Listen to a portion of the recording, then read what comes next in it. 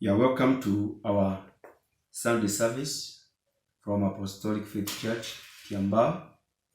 I'm Bishop Peter Mungai Nganga, and I want to welcome you for this particular Sunday. We are continuing with our message that we delivered on Sunday, whereby we said our God is our great provider, or He gives us the provision that we need in our lives.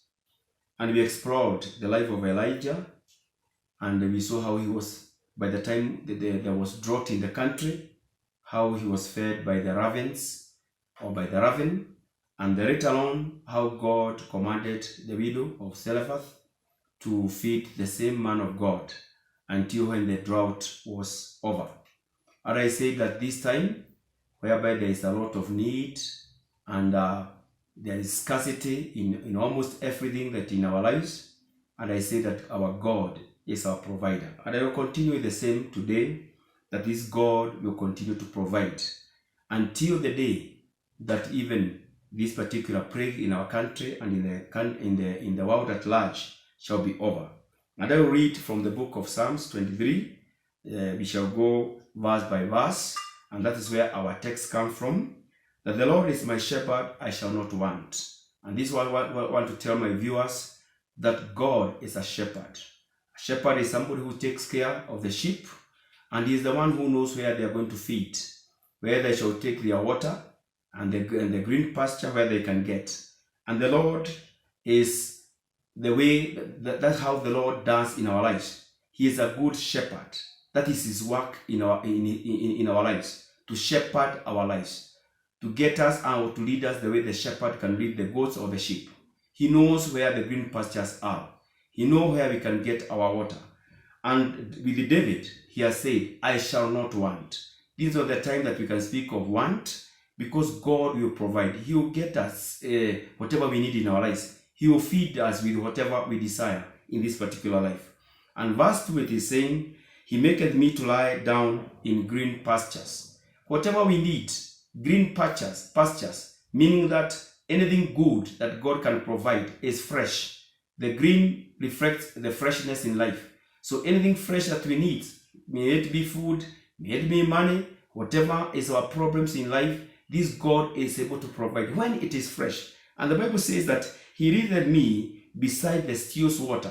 So not only the provision of the pasture, but even the still water that can quench our thirst, water that can quench our lives. Jesus Christ is the bread of life, and He is life in our lives. So, and He is the water that we drink comes from Him. So what I mean is this, that when we have Him in our hearts, when we have Him in our lives, even that thirst is quenched. Whatever the devil can bring in our lives to maybe to show that we are very thirsty, we are very hungry, we are desperate, and what the Lord is able to provide. Not only the pastures, but also the water that we can drink to make sure that our thirst is quenched. So there is no thirst that will kill us. There is no hunger that will kill us, because our God can provide the pasture. He can provide the still water that can make our heart to be still and to wait upon Him. And verse 3 says, He restoreth my soul.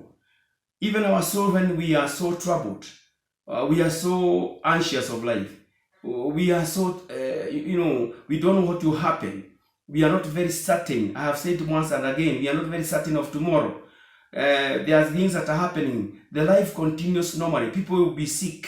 Even some will be maybe having calamities, because maybe they will be left by their beloved ones, and they don't know how to go about it, because these are the expenses, maybe of the hospital, maybe of the burial. But when it comes to this God, He will restore our soul. Even if we are so much troubled, He is able to restore our soul, even in the time of needs. Why? Because He is a good shepherd. He led me in the paths of righteousness for His name's sake. Righteousness, the Bible says righteousness exalts a nation. So even if we are in need, even if we are in want, even if the country looks as if it is in problem, the righteousness of God, we cannot compromise the righteousness of God. This is not the time to compromise our faith. It's not the time to compromise our stand in God just because we are in need. Because when somebody is in need, you can be forced even to lie. You can be even forced even to steal. even to speak evil, even to speak things that are not forthcoming in life.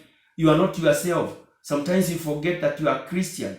And that's why the Bible is saying that he leadeth me in the paths of righteousness. Even when we are in problem, we should sustain righteousness before God. The Bible says very clearly, righteousness exalt a nation. And not only a nation means you and me. This is a time of need and want and problem, but this is also the time the church of Christ to be exhausted, or to be lifted up because of the righteousness we are going to show this time that we are in a problem, or rather the country is in a problem and the world at large is in a problem.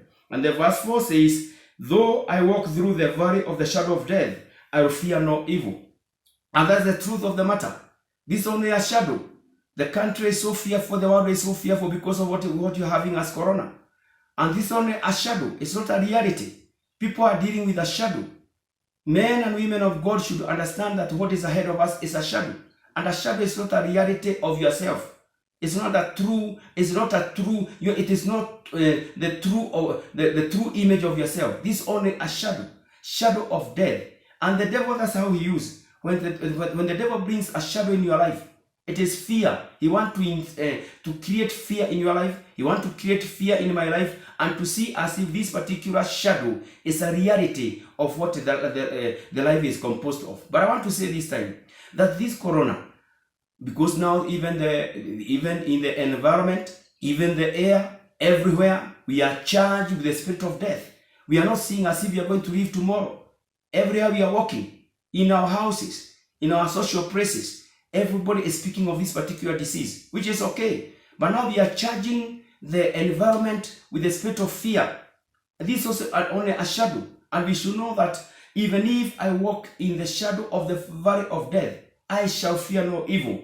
And a man of God, sometimes you are recognized, you are known by other people when you can walk in a problem and then you can come out victoriously. This shadow will be over and we shall emerge victoriously because God is on our side. And verse 5 says, thou preparest a table before me in the presence of my enemies. And that is the greatest thing God can do in one's life. As Christian, God is able to bless us in the presence of our enemies. Our tables are prepared. Nobody who belongs to the kingdom shall hunger or thirst, according to this particular chapter. Nobody, as true Christian, should not hunger, should not even thirst. Our enemies will witness that our tables will be full of provision of God. Not only our tables, even our pocket, God will provide with money. Even our businesses, even if they are closed down, this Lord will make sure our tables, there is provision enough for us as Christians. Unless you have parted with God, God will provide everything before your enemies. Your enemies will watch you and they will see somebody victoriously. And even after this particular plague and the period we are going through as a country and as a world at large, people will witness and say, men and women of God came out victoriously because God will clothe us with his glory. Because before our enemies, he will make sure he provides everything that we need in this life. And verse 6, which is very good for us as we come to the conclusion. Surely goodness and mercy shall follow me all the days of my life, and I will dwell in the house of the Lord forevermore. Three things here: goodness of God and mercy of God. They are ever following us. They don't follow us because there is rain, there is sunshine, there is drought, there are chaos, there is plague. Goodness and mercy follows a man of God all the time. God doesn't follow you because you are employed. He doesn't follow you because you are doing a business. He doesn't follow you because of any factor that you can think of. He follows you because his goodness and mercy, they can never part in your life. And David declared, and surely I will dwell in the house of the Lord forever and forever. I want to tell you, my viewers, that this is a time to declare, no matter what the life holds for us, we are going to dwell in this house of God forever and forever. We cannot be shaken. We cannot be moved. The